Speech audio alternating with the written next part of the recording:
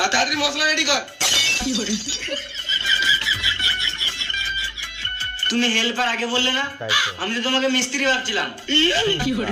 ওর কাছে আমি হেল্পার হতে পারি, কিন্তু তোর কাছে আমি সিনিয়র হেল্পার, সিনিয়র হেল্পার মানে? মানে ওই মিস্ত্রি।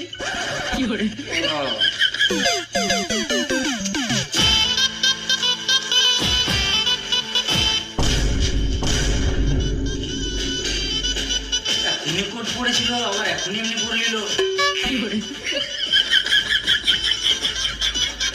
দাদা কোথায় চললি? এই মিস্ত্রিকে জিজ্ঞাসা করতে চললাম কত কি বালি মশলা ফেলবো।